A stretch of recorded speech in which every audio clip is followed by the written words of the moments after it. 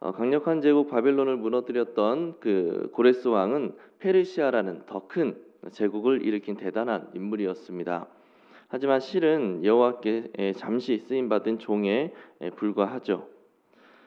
고레스를 사용하심으로 이 땅 가운데 하나님께서 세우신 정의를 한번 살펴보도록 하겠습니다.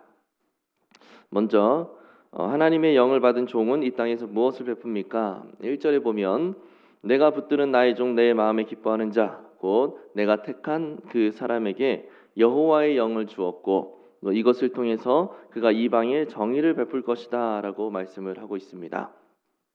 그렇게 정의를 베푸는 데 있어서 그는 큰 소리를 내지 아니하고 상한 갈대를 꺾지 아니하고 또 꺼져가는 등불을 끄지 아니하고 진실로 정의를 행할 것이다 라고 이야기를 하고 있죠.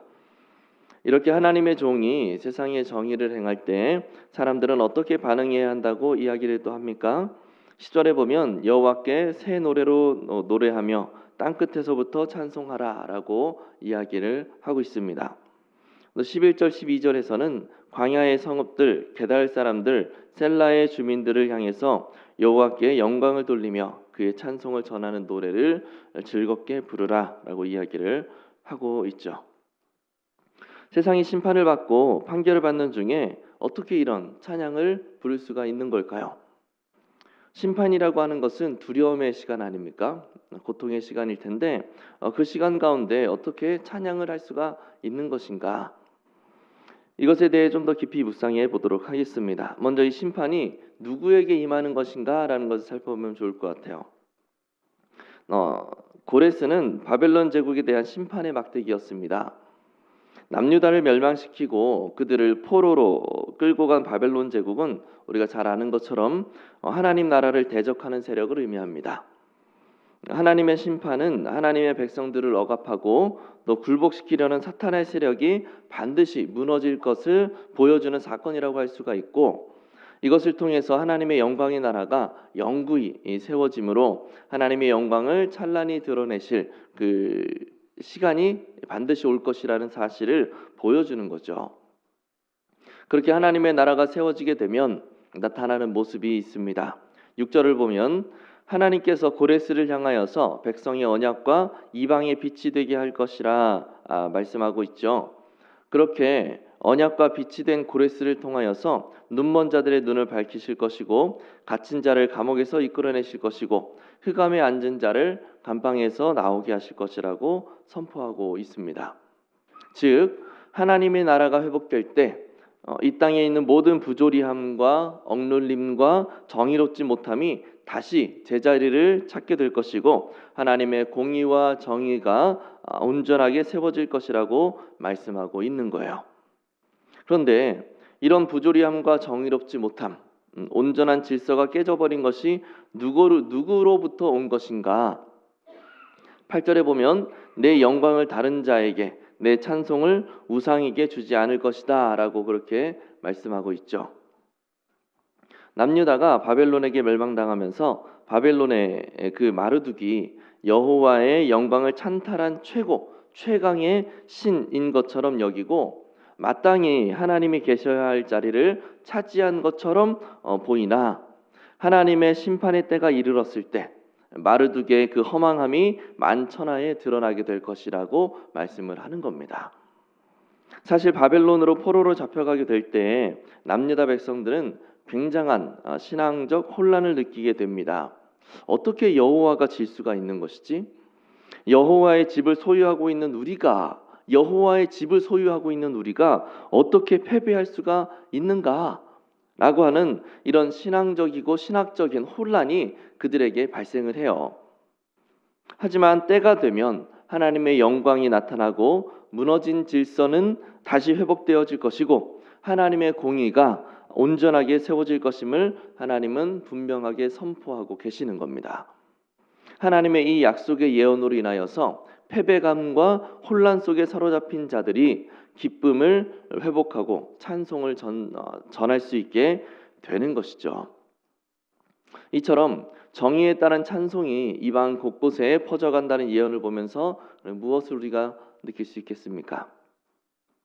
성경은 언제나 성도들을 향하여서 온전한 회복을 약속하면서 이 약속을 붙들고 소망을 품으라라고 그렇게 격려해요.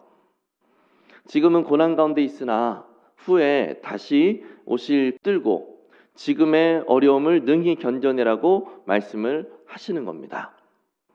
그리스도께서 승천하시고 기록된 신약 성경에서는 특히나 성도들을 향한 이런 소망의 메시지, 격려의 메시지가 너무나 많이 등장하고 있어요. 예수를 향한 믿음을 지키기 위해서 고난을 감내하고 있는 여러 성도들로서는 이것이 자신의 삶을 붙들어주는 유일한 소망이 되는 거죠. 예수님께서 다시 오실 날, 그날 온전한 심판이 이루어질 것이고 하나님 안에 있는 자들에게 하나님의 공의와 영광이 회복될 것이다 라고 하는 사실. 예수를 향한 믿음을 지키기 위해 고난을 감내하는 그런 자들, 하나님의 공의가 온전하게 실현되어질 그날을 소망하면서 이 땅에서의 삶을 견뎌내는 겁니다. 그런데 성경이 이 소망을 이야기하면서 한 가지 늘 함께 이야기하는 게 있어요. 하나님의 공의가 온전하게 실현되어질 날이 반드시 올 테니 하나님의 백성으로서의 삶을 잘 살아내십시오 라는 격려입니다. 소망을 붙드는 사람들은 그리스도인으로서의 삶을 포기하지 않고 온전하게 살아내고자 살아가게 된다는 거죠. 그렇다면 그리스도께서 내 삶의 질서를 세우라고 권면하신 말씀, 권면하실 만한 그 영역이 있다면 어디일까요?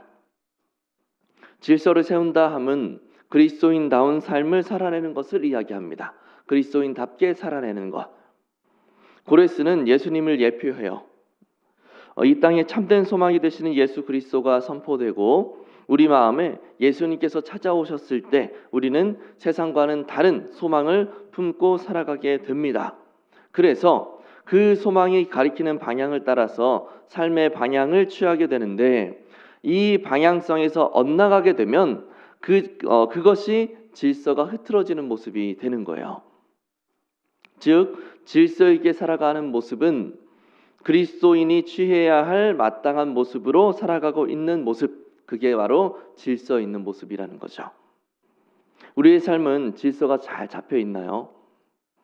그리스도로 말미암은 소망을 품고 살아가는 사람으로서 합당한 방향성을 가지고 그 방향성을 따라 잘 살아가고 있는가? 혹시 그 방향에서 엇나가고 있는 것은 없는가? 우리가 살펴봤으면 좋겠습니다.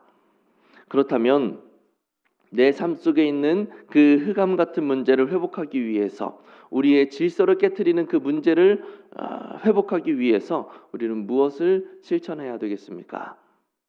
흑암 같은 문제란 나를 엇나가게 하는 문제입니다. 우리가 그리스도인답게 살아가지 못하게 만드는 문제를 이야기하는 거죠. 그리스도인이 취해야 할 삶의 방향성을 흐트러지도록 만드는 인생의 문제. 이런 인생의 문제 앞에서 그리스도인으로서의 합당한 모습으로 살아가기 위해서 우리가 붙들어야 될 것이 있습니다. 바로 하나님의 날은 반드시 임한다라고 하는 확신인 거죠. 하나님이 패배한 것인가? 진정한 신은 여호와가 아니라 마르둑인가? 하는 신앙적 혼란을 겪게 될 이스라엘 백성들에게 선포하셨던 하나님의 약속이 무엇이었습니까? 하나님의 정의가 온전하게 세워질 날이 반드시 올 것이다라고 하는 그 약속이었습니다.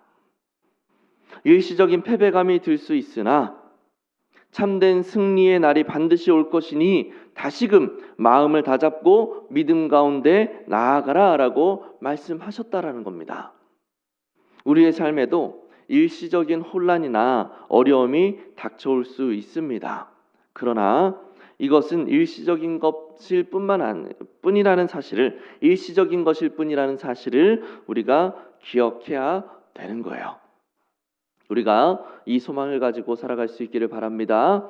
하나님의 날은 반드시 온다라는 믿음과 그 날에 하나님의 공의가 완전하게 임하여서 믿음을 지켜갔던 자들에게 영광의 면류관이 임하게 될 것이다 라는 그 소망을 품고 살아갈 수 있는 우리 모두가 될 수 있기를 예수님의 이름으로 간절히 축복합니다.